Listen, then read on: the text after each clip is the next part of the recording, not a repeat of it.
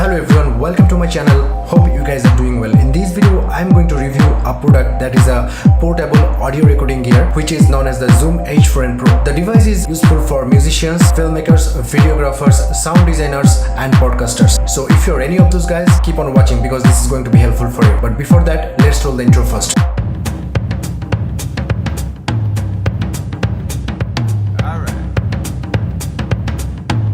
The Zoom H4n Pro is a 4-channel audio recording device which is also known as the field recorder or the handy portable recorder. The reason it is known as the field recorder because you can take this device into the location you're shooting on and take professional quality audio on the run. Speaking of the build quality, the Zoom H4n Pro has got the solid ergonomics of its kind. The rubbery grip in the side feels really professional.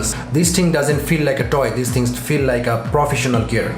Now let's take a look on the overall body structure of this device. On the front side of the device you will get some buttons that will be coming later on. On the back side of the device you got the battery compartment. This thing runs with 2 AA batteries. One more thing to say here, these things drains battery a lot faster. So I'm using a rechargeable batteries which is Envelope Pro rechargeable batteries, but you can also use the alkaline battery. Inside the battery compartment there is a mode called stamina on or off. So if you are turning this on, that means you are saving up your battery life, but there is a limitation for this. You are limiting the functionality of this device. That means decreasing the audio quality and the beat depth of the sound. Also on the back of the device there is a tripod mount, external mic which is not very useful because I always use a headphone for this to monitor my audio. Also on the back of the device there is the input for 3.5mm jack. On the right side of the device there is a memory card slot.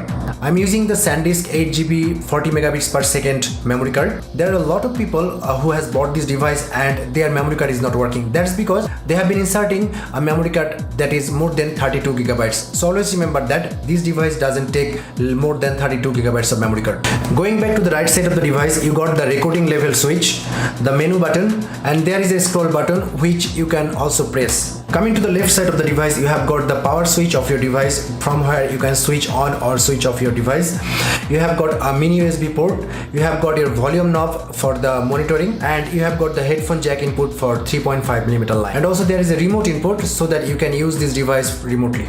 On the bottom of the device you have got 2 XLR inputs which now came with a great locking mechanism. The original H4n didn't have this feature, so the cable was accidentally pulling off on the set and that's really hassling. On the top of the device we have got the XY type mic. We'll be seeing it when we are going to test the sound quality of this device. So now we'll see the functions of the device and how you can use it. First of all, the device has come with a great protective case which is this, and in my opinion this is great to protect this valuable device. So now to switch on the device you just hold on this switch knob to the down. Now it's switching on. This will take a little bit of time. It's loading from the memory card. It will take the time depending on how much memory you have left on your memory card. And one more thing here, if your device hangs up while formatting the memory card, please update the firmware of this product. I didn't do it yet because this particular unit doesn't have that problem. So now we will take a tour inside the functionality of this device. To go to the functions, tap this menu button. We'll find the menu options are popping up. Here you have the folder options where you can select a particular folder. To select, you just press this knob, the scrolling knob, and you can press this and you can also scroll this to change the options. So you can select the folder where your files will be saved. So for the tutorial's sake I'm going to select the folder 1 by pressing the scroll button. Right below the folder there is file. If you select this one, you will see the files that is on the particular folder you have just chosen. Down below, the input. This is the most important and this most useful functionality of this device. I mean, this is everything. So select this one, and there are low cut, compressor, limiter, monitor. Now I'll be talking about this functionality in a brief, so you'll have an idea what these things actually does. First, coming up the low cut. The low cut is whenever there are a lot of hiss and noise in your background and you want to reduce those low noise, you can select a low cut for your mic. There are 2 options you can see. One is mic and one is input. Mic means these 2 microphones, and input means whenever you are using an external microphone with this device. That means whenever activating the low cut for this built-in mic, you can select the mic option and choose the low cut option whatever you want. If you are choosing this one like 168, this is going to cut a lot of low noise, and if you want to cut a little bit of slight slide tone so that you can just even out your low noise. Just use the 98 or 115 Hz. On the other hand, if you are using external microphone with this device and you want to apply a low cut on that microphone, you can just go to the input and select a low cut according to your choice. Next, there is the compressor or limiter. This function is used to avoid clipping. So there are certain times your actors or the podcasters, whoever is recording the sound, may be talking very loudly and the audio clips. Audio clips means that touch the 0 decibel. And what is clipping? Let me show you what is clipping. So to go back, press this menu. This is working as the back button. You will come to the home screen. Now to start recording on the device, you just select the recording switch one time. This doesn't start recording right on from this device because this is just ready for the recording now, and the microphones are active now. So next up, you just select the mic, whichever mic you are trying to use. As I am using the built-in mic of this device, I am going to use this mic, and if you are attached with some kind of output unit like some Rode NTG2 or NTG3, you can select this 1 or 2 input, whatever you want. So now this is ready for the recording. Now if you press the record button one more time, this is going to start recording. Now you can see the recording level is touching between -24 to -12. Now if I increase the recording level from 45 to like 78, 84, now you can see the recording level is almost hitting the 0 decibel, is the 0 decibel mark. Now again, if I increase the recording level more and if I make a noise on it, you can see the audio is clipping. You see, this is the clipping. This is what we call clipping. Also this light is blinking, which means the audio is clipping. This is the thing we call the clipping. So stop recording. So going back to the input section of the menu. Now to avoid that clipping, you just go to the compressor or limiter, and for the built-in mic, you choose a limiter. Now you can see in the sub menu there are two options. One is comp and one is limit. The limit means limiter and comp means compression. I have told you why the limiter works. The limiter works to avoid the clipping. Now what does compression do? Compressions are actually used to make your lows little bit high and the highs little bit low, so that you have got an even sound quality. There are downside of using compression. You are killing the dynamic range of your sound quality, which is pretty obvious if you understand what is called the dynamic range. After that, there is a thing called 1:2 link, which you can switch on or off. Now what is this? So if you switch on this, what happens? You go back to the main menu. Now 1:2 means this mic input is known as 1 input and the 2 input, which is also marked here, which is the left one is 1 and the right one is 2. So as I have linked this 2 input, now if I select this one and if I want to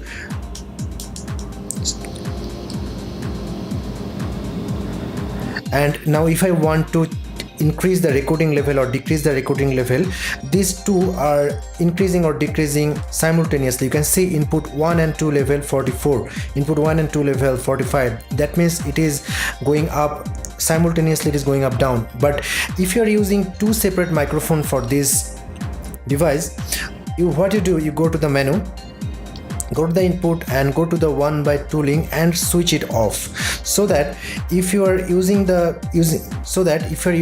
two microphone for this 2 input and you want to make 2 separate type of level, you can choose number 1 and go for the level, choose number 1 and go for the level settings, and choose number 2 and adjust your level for that particular microphone.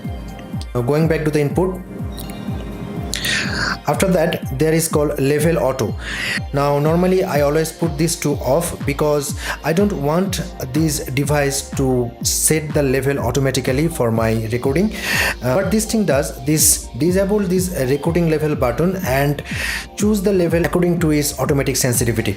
So if I switch on this, now it's recording, I have to switch off the recording first, go back.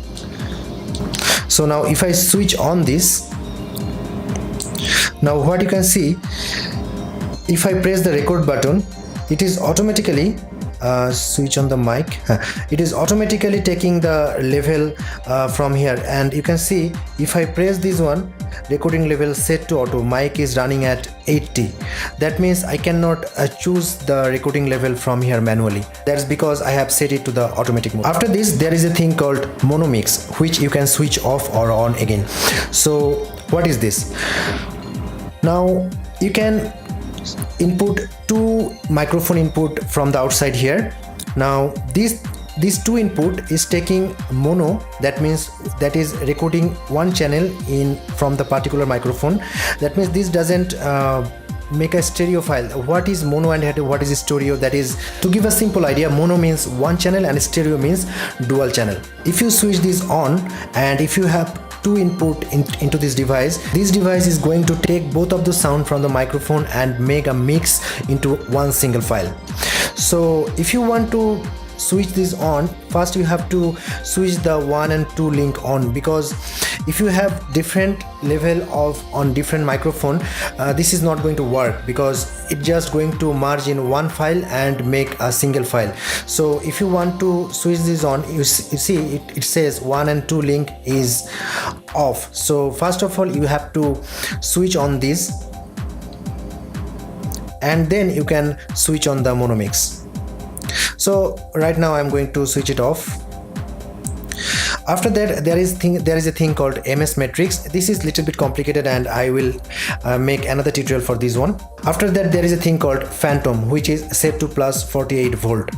Now what is this? What does phantom mean? This particular device can supply power to the external microphone like Rode NTG3 or 4, which some of them does have particular powering system, but some of them like Rode NTG3 or 4 maybe don't have an internal power source or battery compartment, so you have to phantom power from a recorder like this. So you can, if you choose this one, you can select the 48 volt plus 24 volt. That depends on the microphone you are using. Like I am using the Rode NTG2 and which requires the 48 volt power, so I am selecting the 48 volt power from here. Plug-in off or on. The plug-in option, plug-in power, that means there is a power option here. So if you want to directly power this unit with a AC power, you can use this input to power up this device. So but before that you have to switch it on from here. Now as I am using the battery, so I am going to switch it off. So that's all about the input settings. Now go to the recording settings. So this is very important. This is used before you start recording. So first comes the recording format. There are two kind of recording format. You can either record in the WAV format or you can record in the MP3 format. Also there are things called bit rates. So higher the bit rates, the better the audio quality. The WAV format is always better for the sound quality than the MP3 format. The 44.1 kilohertz is the frequency of the sound and the 16 bit is the bit rate. What is bit rate? The bit rate, it is the sample rate, which is a little bit complicated. Maybe I'll be showing you in another video. Now which one of this function you will choose depends upon your uses. So now I normally use the 96 kilohertz 24 bit, which is the maximum quality. After that there is auto recording, which is actually what the name is suggesting. So if you just select a start level, choose a start level and choose a stop level, and the mic senses the sounds automatically and start the recording. So this is not very useful for me. Pre-recording, what these things does, these things, if you switch this on, if you switch on this pre-rec function, the device is will continuously record 2 seconds prior before you start the recording button. That means suppose you press the start button, and that whenever you check the file, you will see the recording actually started 2 seconds before that. The feature is given so that you don't actually miss any part of your dialogue or any part of your sound. This is useful, but what this does, if you switch this on, this device is continuously working on the recording. That means it is recording 2 seconds and deleting, 2 seconds recording and deleting. That means this will drain your battery up like dinosaur. So I don't suggest using this, and I always keep this off. And after that there is a thing called file name. You just select it default, or did I put it default, or for the bigger project I can use the date also. After that, there is a functionality called tool. Inside the tool there are some interesting features called tuner, metronome, AB repeat, speed, and etc etc. So if you go to the tuner, you'll see you can calibrate chromatic, guitar, bass. There are a lot of things here. These are actually for the musicians. I'm not a musician and I don't actually know what are these things, but I'm sure these will be very helpful for musicians. Musicians will know how it works. After that, there is play mode, which is what the name suggests: play all, play one. You know what is it. After that, there is system. You can select the date and time, or set the date or time from here. Backlight, that means you can change the settings of the backlight. You can change the contrast. You can change the battery type, like alkaline. If you are using an alkaline type battery, you choose the alkaline, or if you choose and if you are using the nickel type, you can use the nickel type. So I'm using the alkaline type.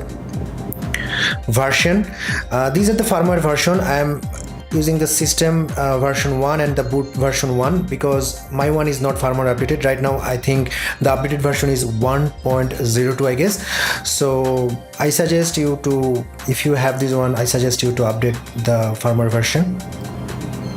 Factory reset, you can just reset the factory. I am not going to do it right now. So that's all for system. Back, go to the SD card. Now you can check the remaining SD card volume from here, or you can format your SD card. Going back, USB. If you want to use this mini USB cable with your computer and use this as a storage device, you just select this storage, and Audio IF is actually using this device as an external microphone directly onto your camera, directly onto your computer. This device has actually 3 recording mode. One is stereo, one is 4 channel, and one is multi-track recording or MTR. The stereo mode is useful for dialogue recording or kind of podcasting. The 4 channel also useful for filmmakers who want to use this microphone like 2 or 3 separate microphones at a time. They want to use 2 input here and also use this built-in microphone also, so they can use this 4 channel microphone, 4 channel mode. And MTR is actually, multi-track recording is actually useful for musicians. So let me show you what this MTR does. This is actually for kind of overdubbing the musician does. So if you go to the mode and select the MTR functions, the light comes up to MTR from the stereo. So now the MTR mode is enabled. Now if there are 4 tracks is given, so you can overdub onto this particular files. So if you want to record on the track 1, you just select the button 1, and the 1 is now active and you can record onto it. Switch of the 2, now only one is active now. After that, after the track 1 is recorded and you want to overdub something else onto it, you just select the 2, and after that you hear the 1 and dub onto the 2. Again go to the 3 and start recording on track 3. Again go to the 4 and start recording on the 4. All these tracks are mixed or recorded separately onto a file, which are really useful for musicians. I don't actually use this very much, so I actually don't know in depth of this functionality, but this is the general idea if you want to understand something about this. So I'm going back to the stereo mode right now. So that's all the functionality these products have.